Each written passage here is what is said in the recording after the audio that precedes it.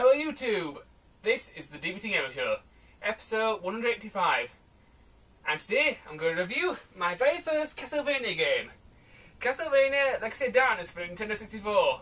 So, let's get started.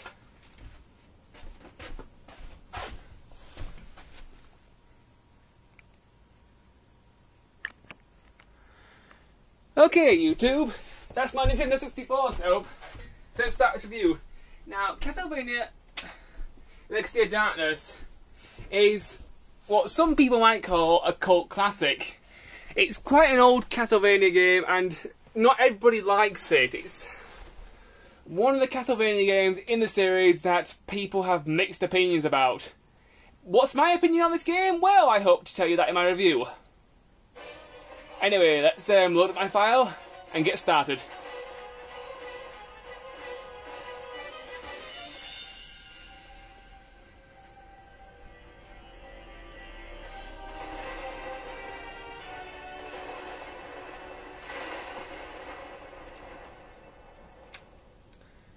Right.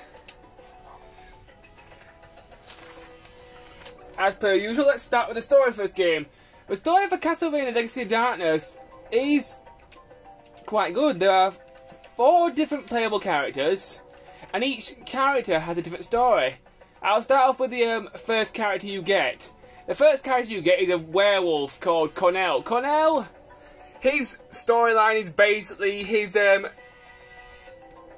girlfriend has been kidnapped by Dracula and his minions, and he basically goes Dragon Ball Z and kicks the living shit out of everything that comes near him just to save his girlfriend.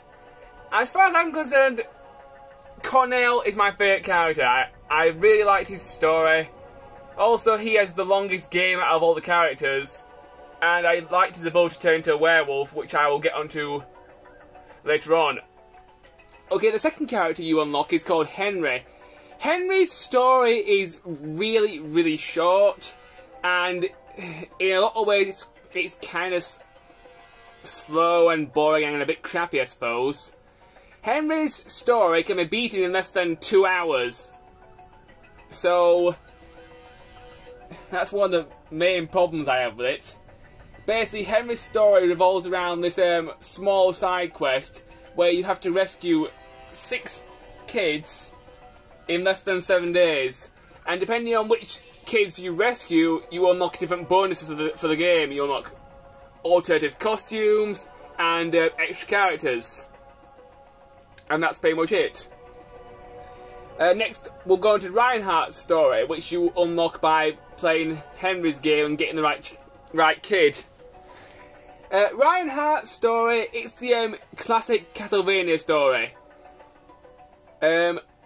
Basically, Reinhardt, in the original beta version of this game, Reinhardt was called Reinhardt Belmont.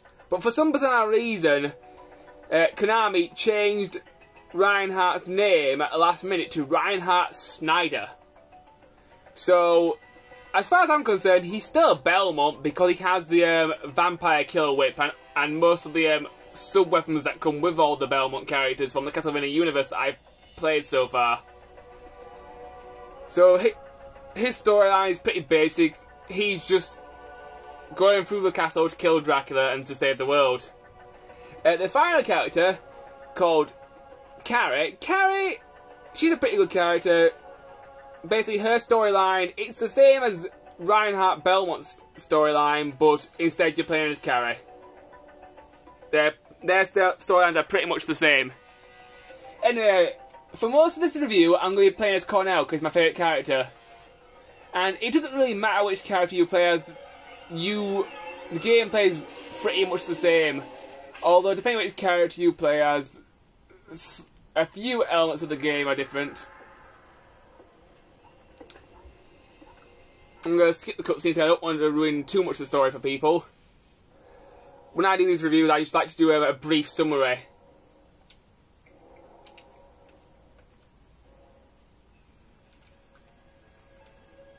Right. Graphics of the game. Well, the graphics of the game, I think they're pretty good. But it just depends what you have for your Nintendo 64. What do I mean by that? Well, if you have the expansion pack, the graphics on the game look really good. But if you don't have the expansion pack, the game looks kind of blocky and, in some ways, a little bit rubbish. But if you have the expansion pack, this game looks pretty good as far as N64 games go. Controls for the game. The controls for the game, they're okay. That's the best way I can describe them. I'll go through them now. Starting off with the D-pad on the N64 controller. The D-pad is your camera. This is very important for doing your platforming. Left, rotates the camera left. Right, rotates the camera right. Up, changes the view of the camera. You can also do this by pressing the down button as well on the D-pad on the left-hand side of the controller. If you press the L button with Cornell, if you have at least 10 crystals, you can turn into the werewolf.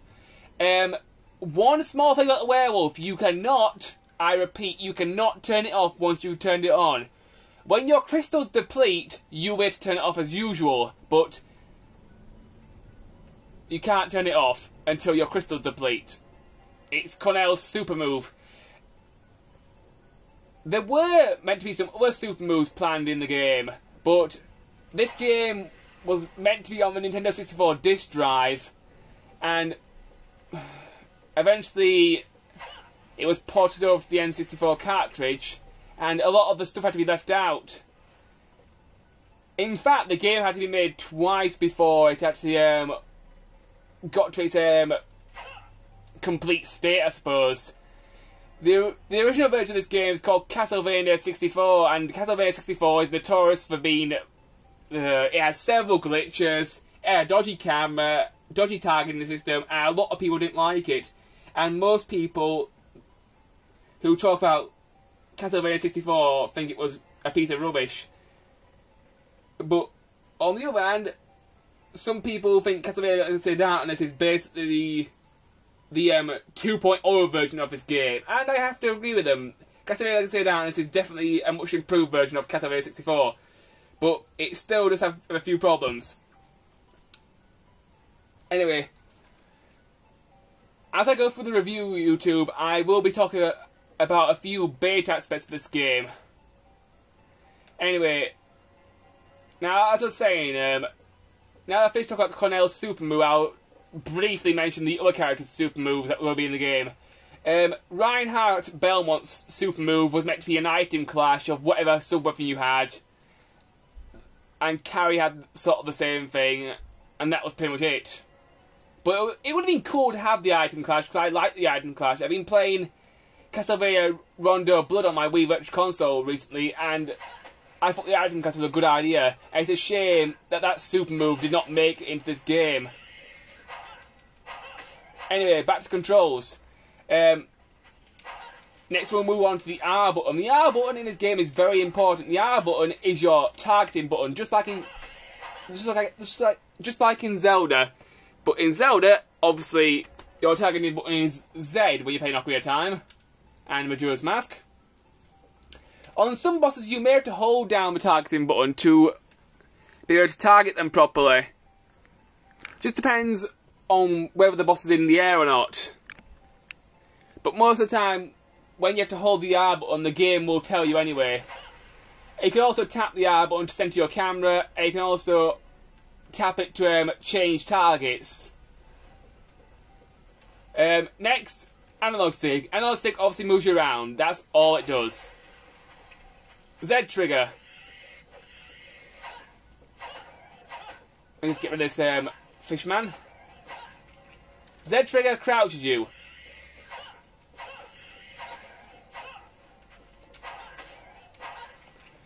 If you crouch, you can also move around very slowly so you can get underneath things, or you can sort of creep along the floor to sneak up on enemies. A button jumps. The jumping in Castlevania Darkness is a little bit strange. There are 3 types of jumps as far as I can tell. There's the tap jump where you jump very short. There's the big jump where you hold A. which jumps you slightly higher, and also makes you jump slightly further when you do a running jump. And there's also the mandatory, and believe you me, this jump is mandatory, and you need to learn this special jump in order to be able to be good at this game. I'll try and explain it as I find some way to demonstrate it. I'll just grab some more crystals here. The crystals make your sub-weapons work, or they use Cornell's wolf power. That's all their purpose is. And I'm going to zoom out a little bit here. Right, the third jump I want to talk about is the grab jump. If you press the jump button and hold A at the end of it, you'll grab onto ledges. If you push forward, you'll climb up. Sometimes you may push down to climb up. If you push left or right, you can also shimmy from left to right on the ledges. The grab jump is very important because there are several times when I was playing this game, the other jumps just didn't cut it. So most of the time, if you play this game, you'll find yourself using the grab jump because most of the time it's the most reliable jump. You've just got to remember to hold A all the time whilst you're in jump. I suppose it's kind of like in Tomb Raider where you have to hold down the R button to grab onto ledges. I've never played Tomb Raider, but Adam told me about it when he used to have it when he was younger. Now your attacks. Well, B button is your projectile attack. Cornell has this sort of shockwave thing, which is pretty useful. Left C is your melee attack. Cornell's the claw swipe.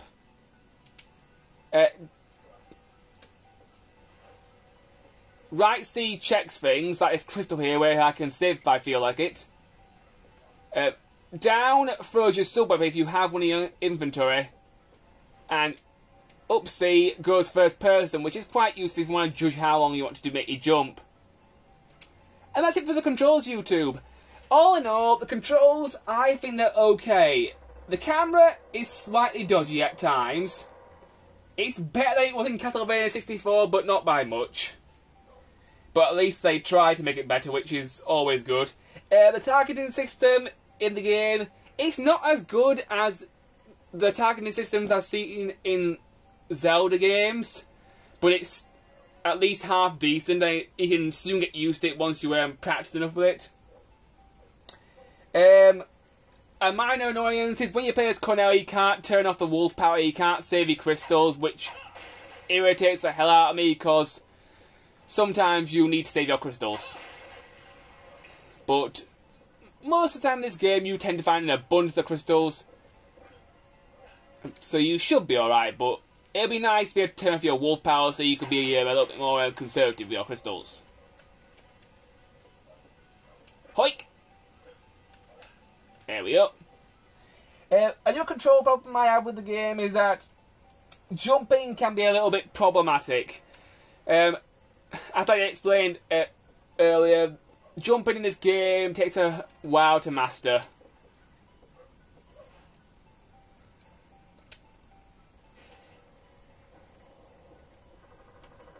The music for this game. The music for this game is good when it's there. Now you may be asking, what on earth do you mean by that, David? Well, Castlevania Legacy of Darkness and Castlevania 64 have one major flaw, I suppose, as far as music is concerned. Due to the very small space you can fit on a Nintendo 64 cartridge at the time this game was developed, sometimes this game will have music, and sometimes this game won't have music. Which in some cases can be a little bit disappointing, I suppose, because the Castlevania series has got some decent music, I think. I'm just save here. You can save every time you see a white crystal. To save in this game, you will need a Nintendo 64 control pack with a decent battery. So before you buy this game, make sure you invest in a control pack and make sure it has a decent battery in it so you can play the damn thing. Let's go back to the music for this game. So the music's very good. Also in this game, there is some voice acting, but depending on which version of the game you have, it varies on which characters will have voice acting or not. basically, if you're playing Castlevania Legacy of Darkness, the version I own, Cornell's story, parts of it will be voice acted. The opening cutscene with the words coming down the screen, kind of like in Star Wars, that'll be voice acted. And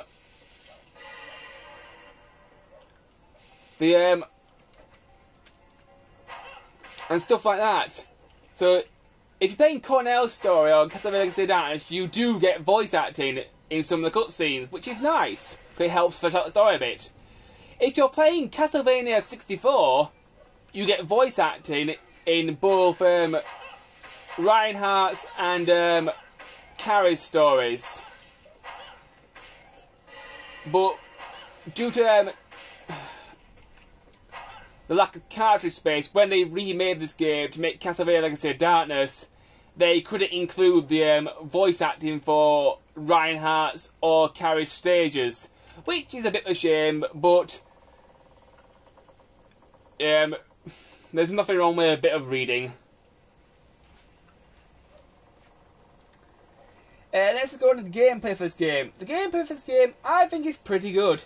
It's a 3D horror platformer, and there's also some adventure elements in it.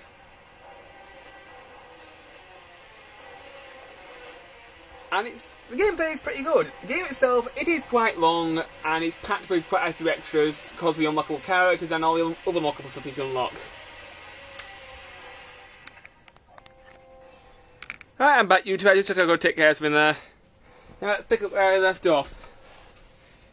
Now, if we talk about the gameplay, let's talk about the good stuff about the game. Well, the good stuff about Castlevania Legacy of Darkness, well, there's quite a lot to like, in my opinion. One of my most favourite things about this game is the story, the cutscenes, and the gameplay. The cutscenes are quite well done as far as N64 game's concerned. It's nice when the voice acting appears in Cornell's story. It helps to flesh out the story. The gameplay is very good. One of my favourite things about the gameplay is that the game is quite long. I also liked all the unlockable extras, like alternative costumes and just extra characters, because it felt like I had more than one game on one cartridge, which was kind of cool. Right, just grab some stuff. There we go.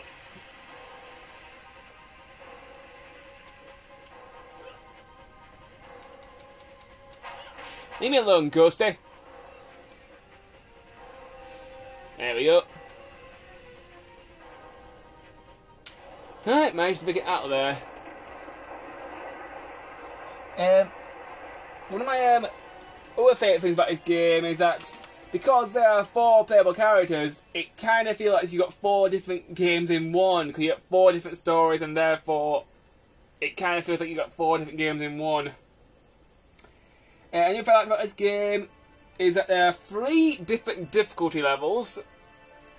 I've already beaten the game on easy mode, but maybe later on this year I'll give normal a go. And the other thing I liked about this game was the characters. My favourite character is Cornell. I just like his werewolf powers, and I also like him best because you get to go through the most stages, and it's just one of my favourite. It's my favourite character, I think. I'm just going to grab this extremely large roast beef here, and my battle axe. In a moment, YouTube, I'll show off one of the bosses, but just let me go through a few more things before I get to that. Carrie is my second favourite character. I like her second best because she has this ability to charge up this energy orb with her projectile attack, and if you level this attack up with the these little silver potions which you can find lying around, where you break open pots and barrels and stuff, this attack can become pretty much godlike. It's very, very powerful. In some ways it's overpowered. Although Carrie can sometimes be a little bit weak and she can't always take as many hits as the other characters. So it sort of balances it out in that way. Reinhardt, he's my least favourite character. I hated playing as Reinhardt. In my opinion, Reinhardt was absolute crap. And there is pretty much no other way to explain this, but I'll do my best. Reinhardt's main problem is he has very bad attacks. He has two attacks, okay. He has the whip, which is his long-range attack. Bullshit. The whip is not long-range. It's barely even mid-range. It's terrible. And then he has his other attack, which is even more pathetic, the sword, which is basically his melee attack. When I played as Reinhardt, most of the time I never used the sword. I pretty much had to resort to using the whip all the time, which helped once I powered the thing up. Because if you power up the whip, you can turn it into a whip with a chain on the end, and a whip with a lightning whip, which is pretty cool, I have to say. Another way which you can make playing as Reinhardt more bearable is by just spamming the hell out of sub-weapons whenever you feel the need, because having attack range which is so much shorter than all the other characters, you need to use your sub-weapons like hell. So I suppose you have to put yourself in classic Belmont mode and just rely on your sub-weapons a lot more. But personally, I really hated playing as Reinhardt. What did I think of Henry? Well, Henry's character, even though his game was short, Henry was pretty good. He has two basic attacks. He has a sword, just like Reinhardt, and he also has a six-shooter. Now, Henry's six-shooter might as well be a rocket launcher, because it packs a very powerful punch, and as soon as you press the B button, it basically automatically locks onto any enemy around you, just fires at all of them. Henry's gun is just awesome. And if you upgrade it well, anything that comes your way is in for a world of hurt. So, Henry's a good character. My only problem is his game's really short. You don't get that much chance to enjoy this godlike six-shooter that he has at his disposal.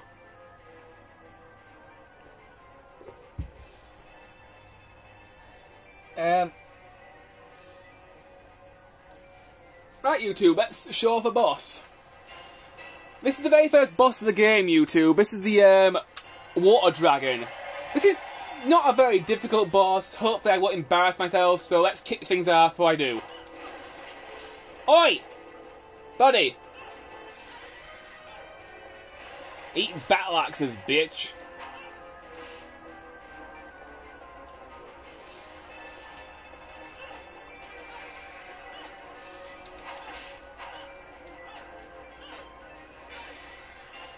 Just grab some jewels. Whoa! This boss was quite difficult when I played as Reinhardt because I had such short range.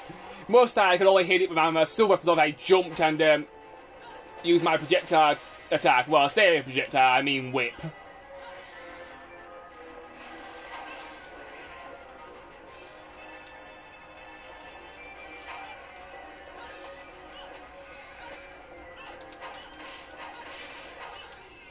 And he's dead.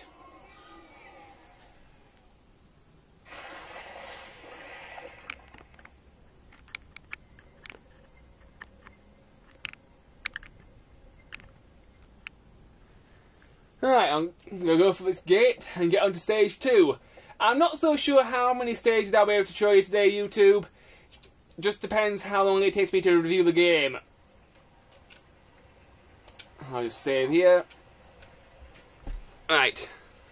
On to my next topic. Now I've shown off a boss, YouTube, I'm going to talk about the next thing on my list. Throughout the game, you'll get several sub-weapons. Just give me a moment and I'll talk about everyone in turn. And my favourite ones. Right, YouTube. Now I'm going to talk about the sub-weapons. Throughout the game, you shall find about 5 sub-weapons. The knife. The knife's a pretty good sub-weapon. It's pretty low powered, but it only costs 1 jewel every time you use it, and it's pretty decent.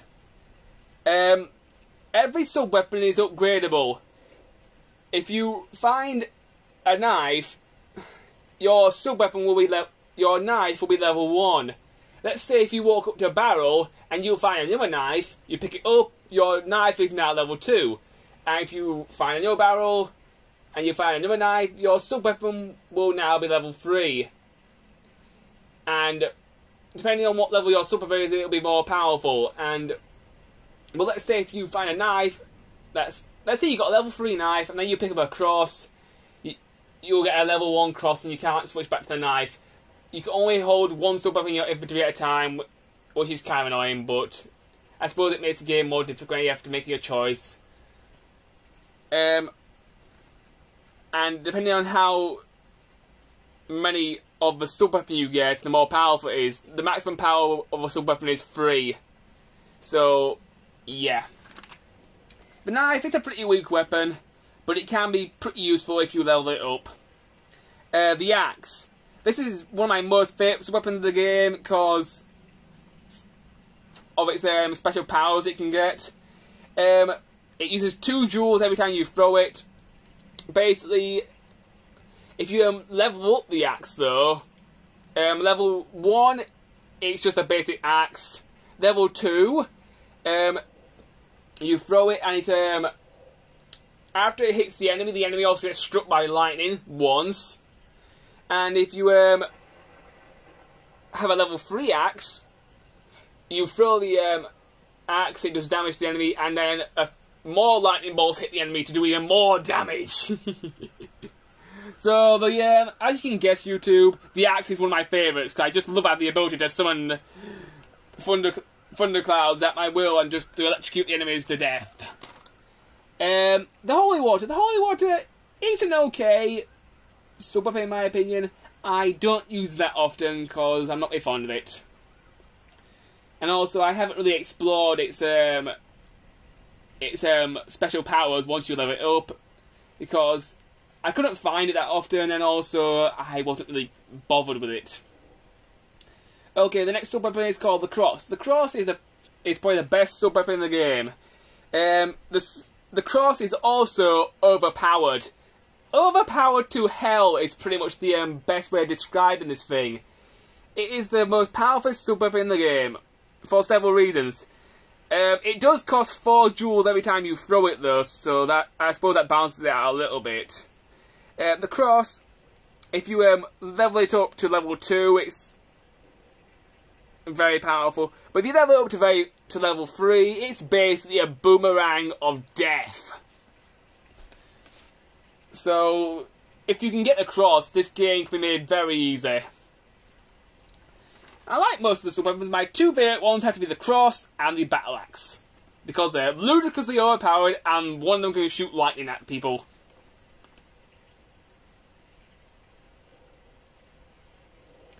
And the other thing right, YouTube, I'm going to show off a bit more gameplay now whilst I talk.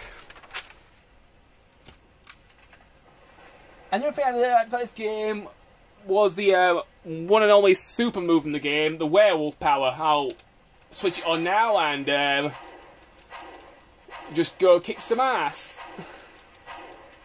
Come on, out of the way.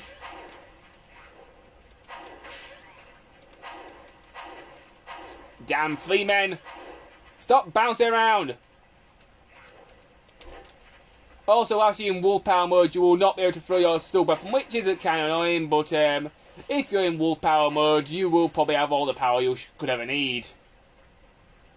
Let's climb up these stairs. Once I get to the top of these stairs, I'll go to my next topic. Whoops. There you go, I've run out of crystal, that's why my power's turned off. Your crystals are indicating your top right hand corner just underneath your sub-weapon.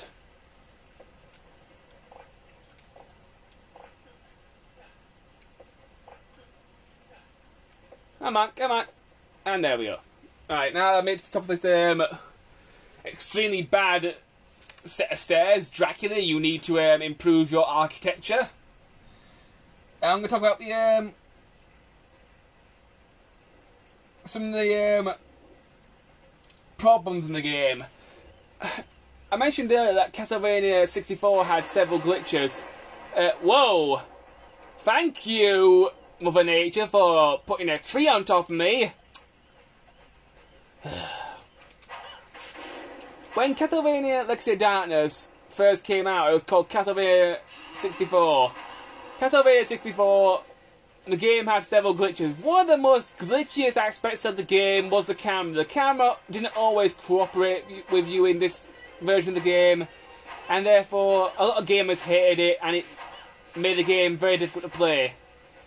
When Konami redeveloped the game and made it into Castlevania Legacy of Darkness a few months later, they did their best to improve the camera, which I have to say is a vast improvement, but in some cases the camera can still be a bit glitchy.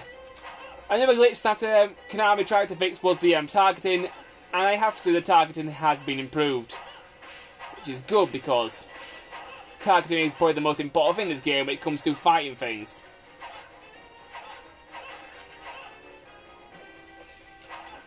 So I'm glad that Konami went back to this game and gave it a go, because it was a shame that the Nintendo 64 disc drive version never got released, and I think it would have been nice to see the disc drive version, because obviously the disc drive version would have probably had no features left out, and it probably would have been perfect first time. They wouldn't have had to mess around by making two versions, hopefully.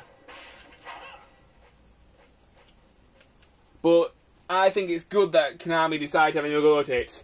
At least it shows that they wanted to make a really good go at this game. Or they just want to make more money and just sell two versions of it. That was the boss there, that was the giant skeleton. He's pretty easy. Although throughout this stage you have to fight him multiple times. But most of the time he's just the same.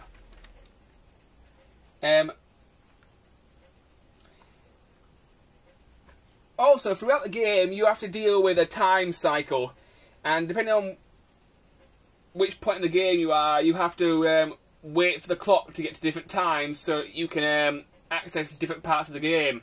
In your top left-hand corner, there is a small clock, and this clock will tick as you play the game and swap from day to night. It is quite a good mechanic. Depending on which point in the game, you may have to wait for time to go by in order to do something, because certain characters and certain cutscenes will only happen if you go to that point at that time. In some cases this can be a little bit annoying.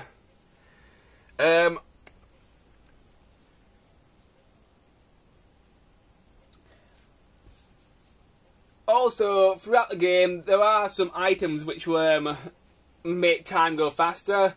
There's the moon card, which puts your clock 12 hours forward, so it goes to night time straight away. And then there's the sun card, which puts the clock 12 hours forwards, so it goes straight to morning.